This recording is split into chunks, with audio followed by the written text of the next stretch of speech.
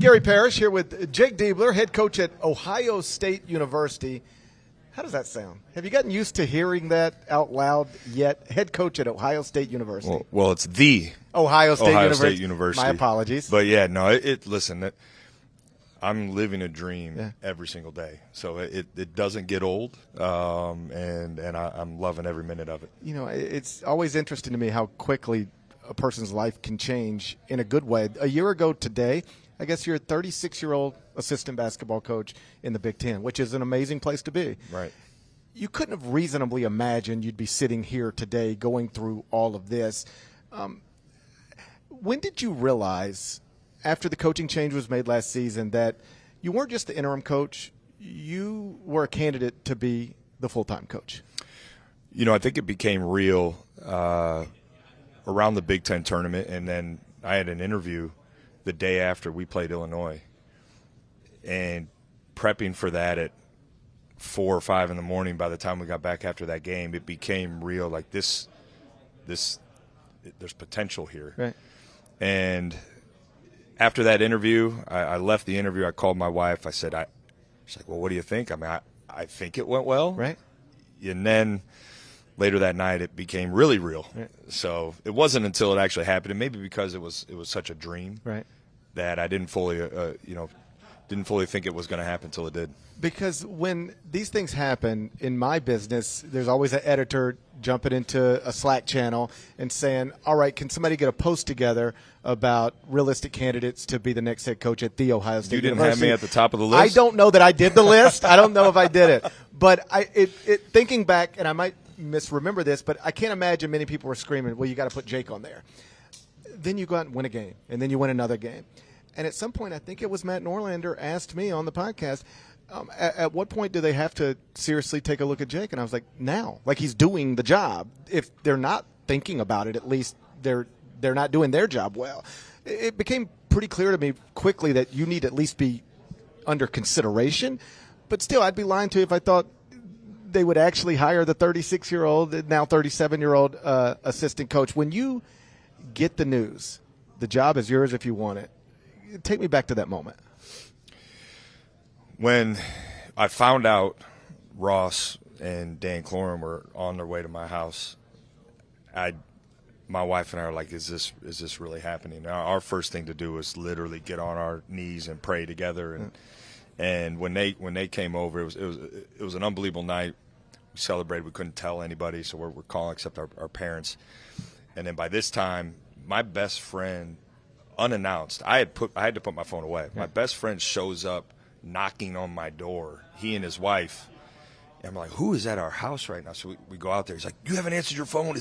What's going on? So he kind of crashed our little party that we had that night. But no, it was a surreal moment. One I'll never forget, just the way it felt in that moment. And then you're the head coach at The Ohio State University, and it's time to do a job. Yep. You're no longer just coaching games. When you got the job, you were coaching games. Then you've got to remake the roster. And I guess it starts on some level with bringing back Bruce Thornton. I remember when the coaching change happened, Valentine's Day, maybe it was Adam Finkelstein or somebody else who covers recruiting, but they said the person whose phone's getting blown up more than anybody else in the country right now is probably Bruce Thornton's. How did you keep him at Ohio State? Well, I think, I recruited Bruce, and he and I have a special relationship. And make no mistake, Bruce wants to win at Ohio State. He's excited about the opportunity to help take this program, I think, back to where it belongs. And he cares about this place. That was obvious by the way he finished the season. That's the thing that I think people don't talk about enough is that group, that team, how committed they were to finishing that season well. And that was led by guys like him, and so his care for Ohio State, I think our relationship and he's a guy any coach would certainly want on their team because he's an every rep guy, not an everyday guy, an every rep guy. But, Bruce is a loyal guy, and I think he sees, he can accomplish everything he wants to, both, for our team and him personally here. In the transfer portal, you obviously added talented guys. Something I noticed is that you largely added talented guys from programs that have had success. Is that a priority? Does that matter to you when you're looking at a transfer, hey, this person comes to from San Diego State. He played in a national championship game. Yes. This person came from South Carolina. They were just in the NCAA tournament. That matters to you? Absolutely. And so much so, if you look at who we brought in the portal and who we hired on our staff, that matters. Right. It matters significantly. Talk to me about Aaron Bradshaw. I'm a big believer in five-star sophomores. Obviously, his freshman season at Kentucky did not go the way he anticipated. He was injured for the early part of it. But I'm a big believer that talent usually shows itself at some point. Maybe not everybody can be Kevin Durant, Zion Williamson in year one, but you give a five-star guy year two, year three, it typically shows up. Is it going to show up with Aaron Bradshaw? What have you seen so far? No reason to believe it won't. Okay. And the consistency that he's operated with, especially since we came back this fall, has been really impressive. And you're starting now to see the production catch up in practice. It may not be every single day, but he's getting better and better. And I think both he and Sean Stewart, those guys are going to get better as the season goes on too, which is exciting for the ceiling of this team. Make no mistake, our guard play and our collection of guards in our backcourt is really special. The experience they have, but the talent in our front court, and I would even add, Devin Royal, who was a top 50 recruit who's going into a sophomore year. That's exciting for me to see how those guys continue to progress and grow, because I think that's going to help us get better as the year goes on. But we're going to need them to play well with this tough non-conference schedule we got too. So, and they will. I think there's no reason to believe they won't.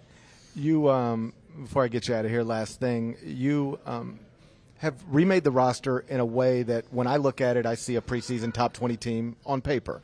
That's a team that's projected to make the NCAA tournament in year one of your regime. What does success look like to you in this first season as a full-time head coach? We have to move forward as quickly as we possibly can. Certainly, our fans deserve that. Our former players deserve that. Move forward as quickly as we can to returning to this program to where it belongs. And that is competing for Big Ten championships and advancing, on deep runs in the NCAA tournament. So, listen, I wish us talking about it guaranteed that we were going to do that. It doesn't.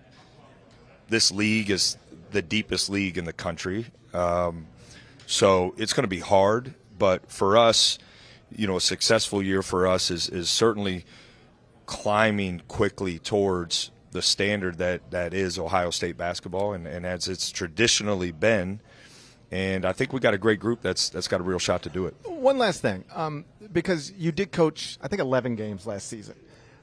How much does that help you just sort of calm nerves heading into this big job? Whereas if you were a 37-year-old who'd been catapulted into this and you hadn't done it yet, you might be going, all right, what have I gotten myself into? In game one, you beat Tom Izzo. Your next win was over Matt Painter, I believe. Painter first and Painter first, Izzo and then second. But who's okay. keeping track? Painter first, and Izzo. It got to the point where on the podcast we were even like, "Who's next?" I think they could get Diebler. We turned it into a thing. Well, I don't know about all that. Does it, though, humbly, I'm sure, give you some confidence that I've already kind of I've done it. I've been in games with these Hall of Famers, and I've held my own. I think the big thing for me is as we went through that process, my nerves certainly were calmed, with the more experience that I was able to get, and it also that last year validated some things that in my mind when I became a head coach I felt were gonna be really important, and it made it clear they were relationships with players, being the most important part. I always knew as a head coach I wanted that to be critical. I thought it would be. That was clear last year. And so, listen, I guess the perk of being in the Big Ten is you're always going to have a really good coach, an opportunity to beat a really good coach because our league is full of them. But it also makes it really hard every game too. So we were fortunate again. Last year was really hard, certainly for all the obvious reasons. But it was also, I think, beneficial for those same things you talked about, and I think is we've served that as kind of like it's served us as a launch pad moving into this off season and hopefully beyond. Yeah, appreciate your time. Yeah, thanks, Gary. Good to see Appreciate you. it.